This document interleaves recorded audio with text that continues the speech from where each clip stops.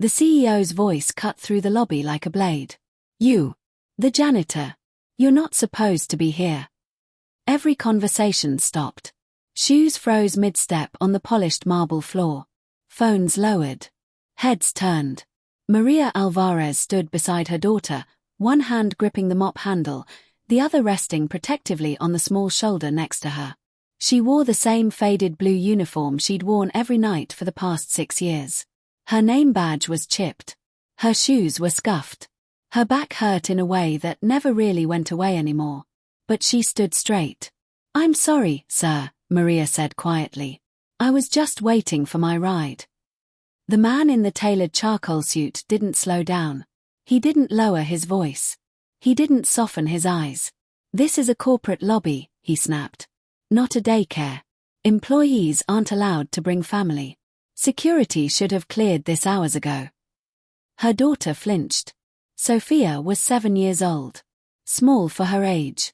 She held a worn stuffed rabbit under one arm and stared at the marble floor, lips pressed together, dark curls falling into her face.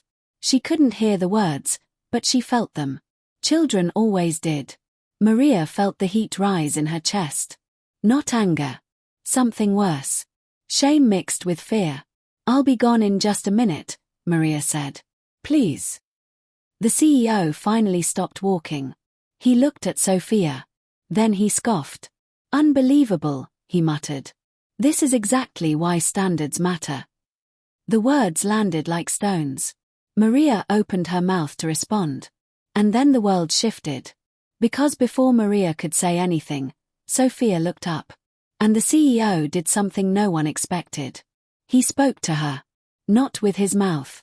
But with his hands. Hours earlier, before the lobby filled with suits and echoes, Maria had been scrubbing the third-floor hallway when her phone buzzed in her pocket.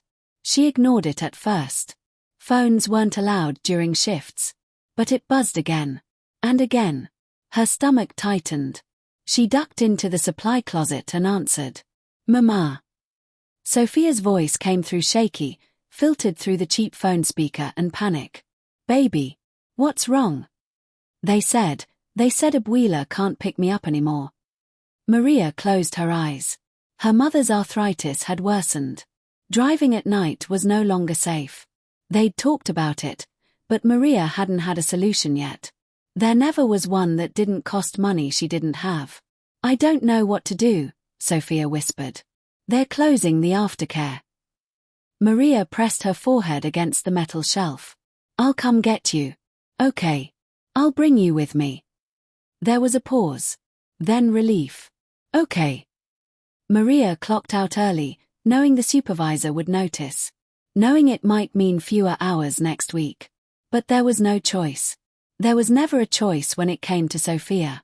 She picked her daughter up just as the sun was setting, the sky bruised purple and gold. Sophia signed as soon as she saw her. "You came fast."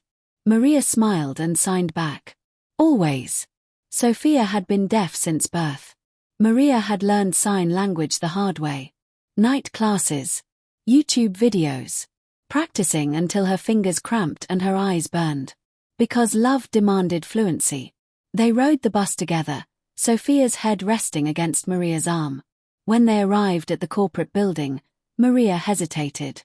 She wasn't supposed to bring Sophia inside. But the bus home wouldn't come for another 40 minutes. "It's just the lobby," Maria murmured.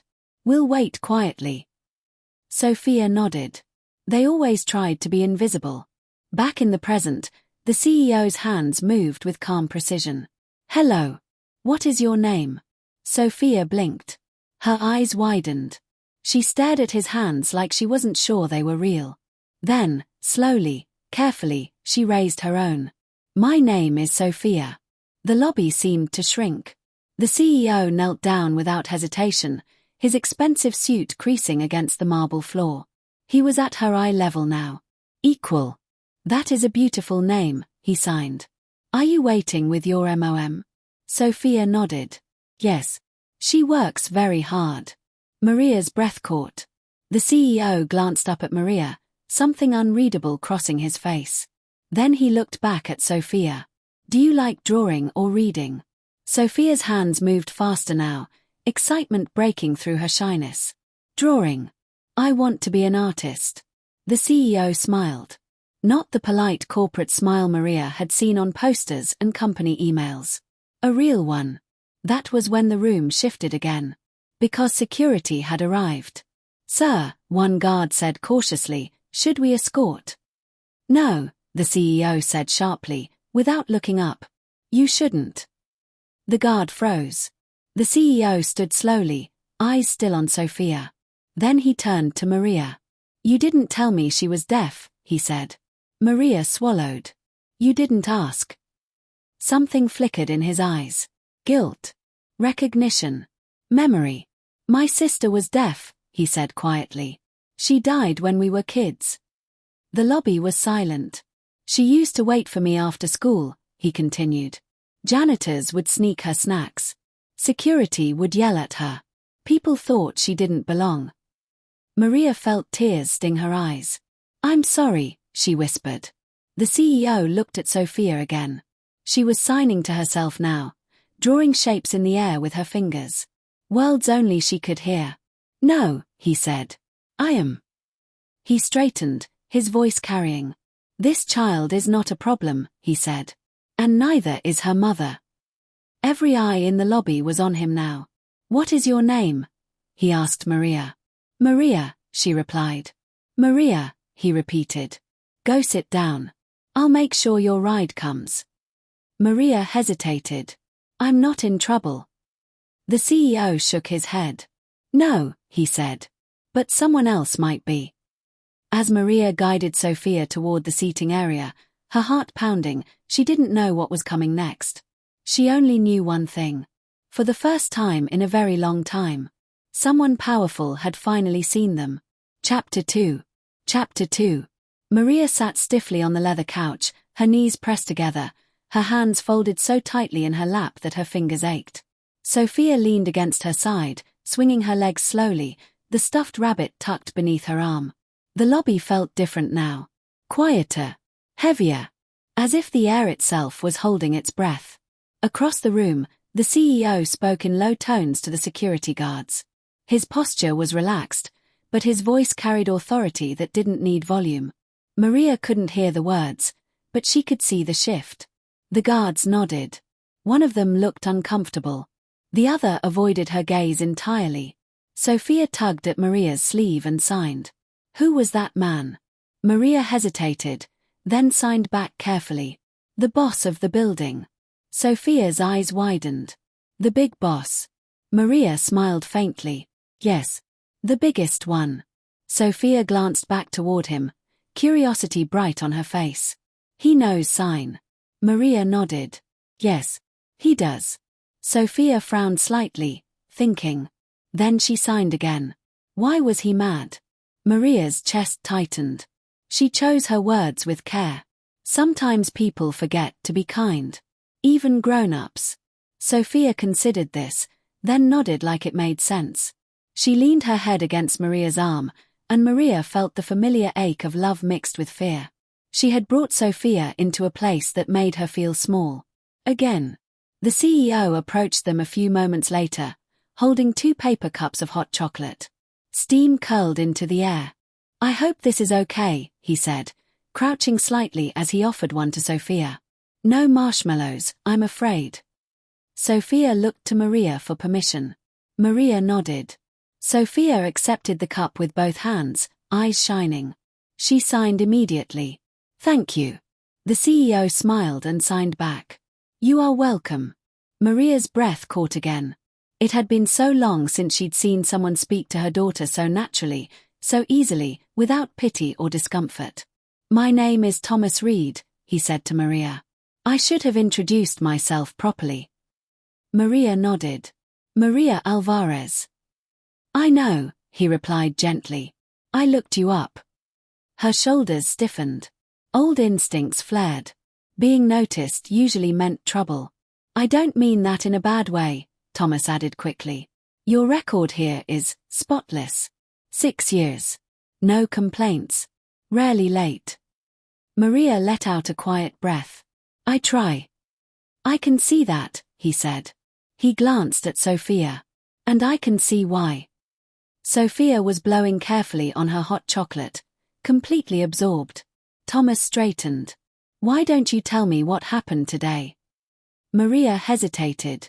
Years of survival had taught her to keep her head down, to accept whatever was handed to her, to never complain. Complaints got you labeled. Labels got you fired. But something in Thomas's expression wasn't waiting to judge. So she spoke. Aftercare closed early, Maria said. My mother can't drive at night anymore. I didn't have anyone else. I just needed to wait for the bus. Thomas nodded slowly. No one told you that wasn't allowed. No, Maria said. But I knew it probably wasn't. Yet you stayed, he said. Yes. Because you had no choice. Maria met his eyes. Yes. Thomas exhaled through his nose, jaw tightening. That shouldn't be a choice anyone has to make.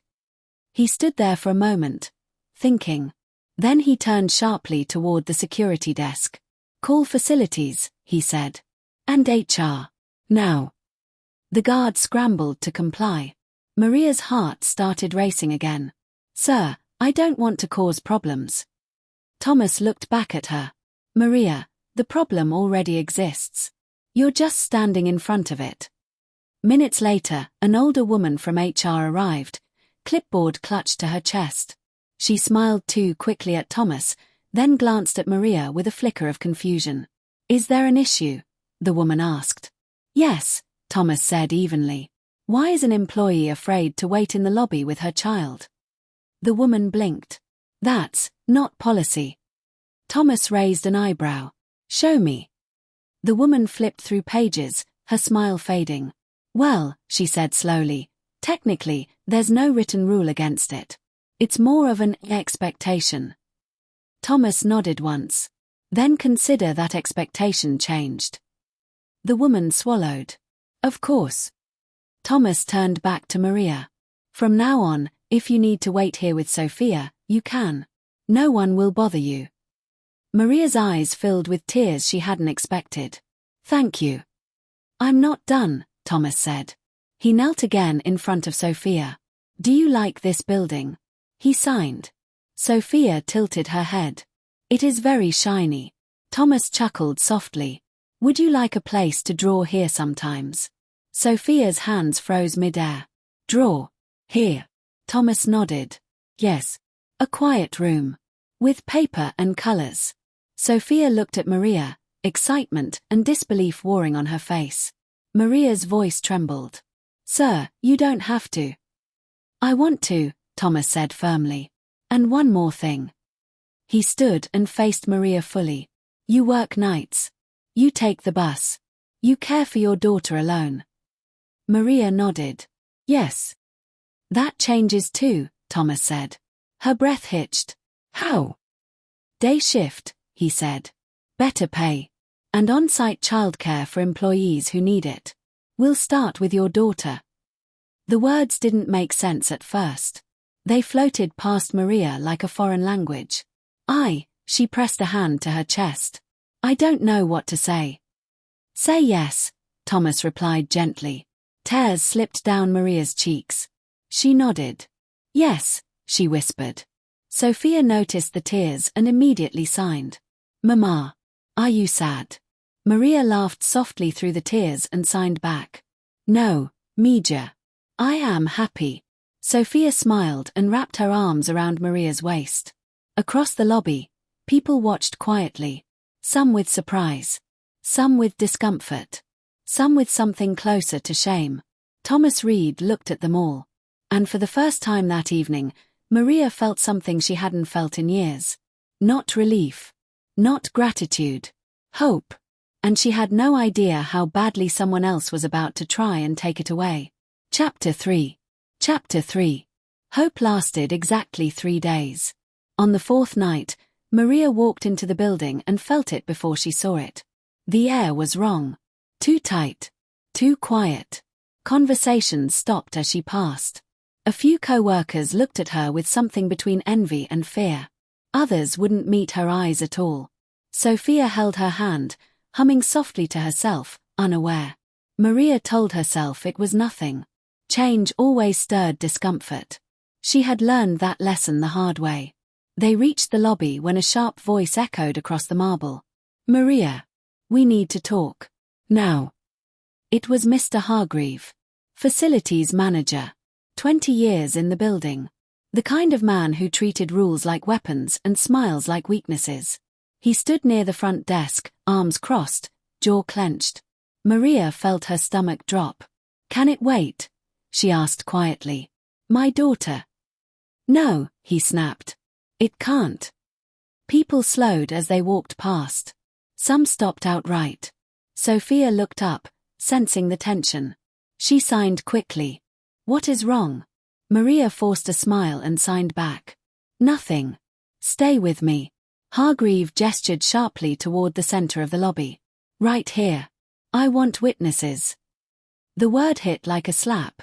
"Sir," Maria said, lowering her voice, "I haven't done anything wrong." Hargreave laughed, loud and unpleasant. "That's what they all say." He pulled a folded paper from his pocket and waved it. "You went over my head," he said. "You embarrassed me in front of the CEO." Maria's chest tightened. "I didn't ask for." "You brought your personal problems into a professional environment," he cut in. "You broke protocol. And now you think you're special." Heads turned. Phones came out. Sophia pressed closer to Maria's side, confusion on her face. She couldn't hear the words, but she could see the aggression. The way adults' mouths moved faster when they were angry. The way eyes hardened. Maria knelt quickly, signing. "Look at me. You are safe." Sophia nodded, but her hands trembled. Hargreave scoffed. "Unbelievable. Using your kid for sympathy." That did it.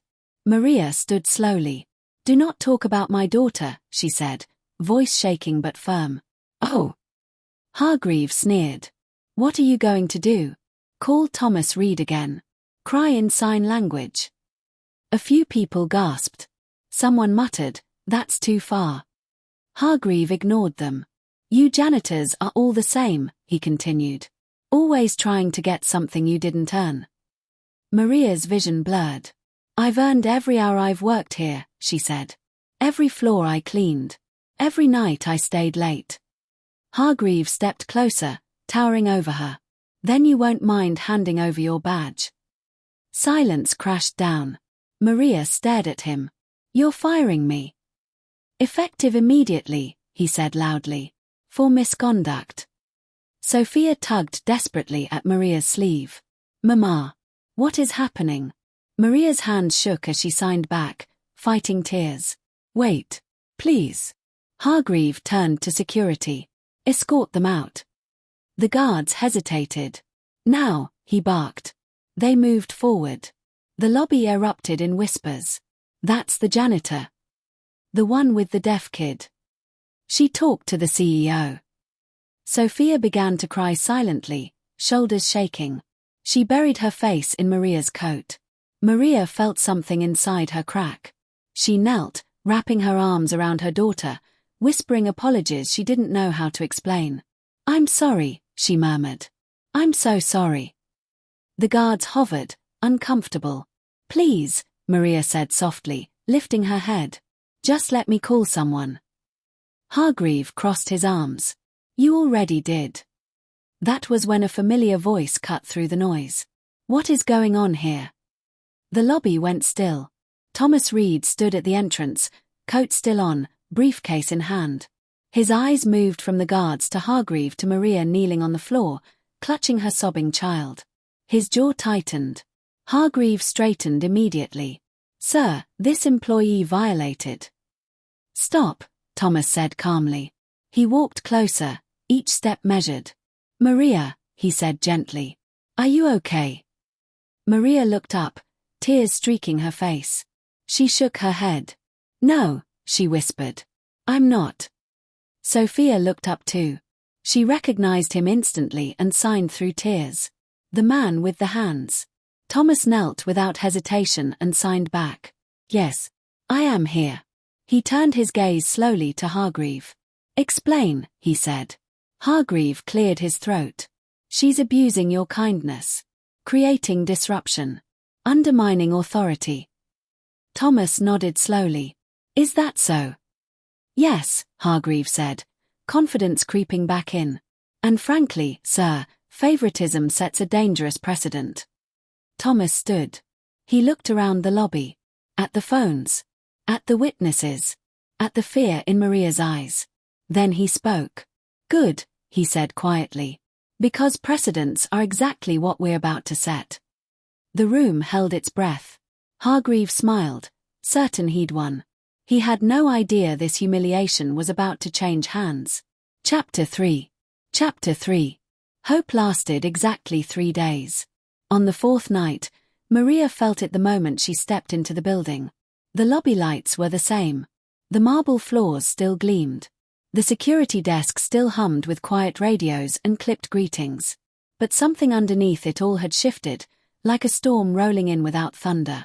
Sophia squeezed her hand, swinging their joined arms as they walked. She was excited. Thomas had arranged for her to spend time in a small unused conference room with paper and markers while Maria finished her shift. For Sophia, it felt like a miracle. For Maria, it felt fragile. Like something beautiful that could shatter if she breathed too loudly. They barely reached the center of the lobby when a voice snapped through the air.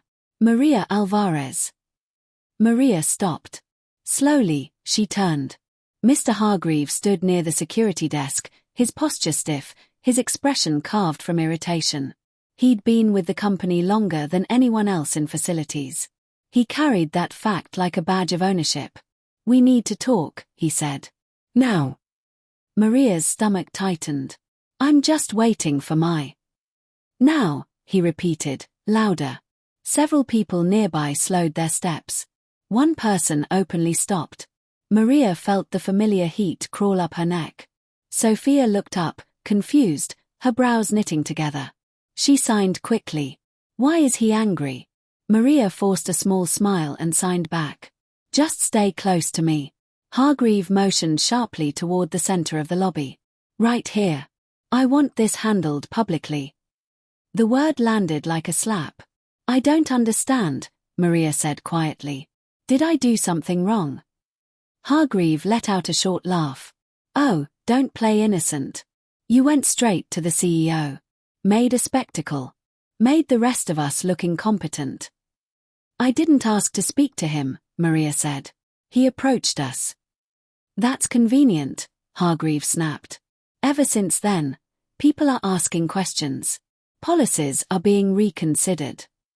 His fingers made mocking air quotes. Sophia clutched Maria's coat, her body tense. She couldn't hear the words, but she could see the anger in his face, the sharpness of his movements. Her lower lip trembled. Maria knelt immediately, placing both hands on Sophia's shoulders, signing urgently. Look at me. You are safe. Okay. Sophia nodded, but her eyes glistened. Hargreaves rolled his eyes. Using the kid again. Maria stood slowly. Do not speak about my daughter like that, she said, her voice shaking but clear. A few people gasped. Someone murmured, whoa. Hargreaves stepped closer. You're out of line. No, Maria said. You are.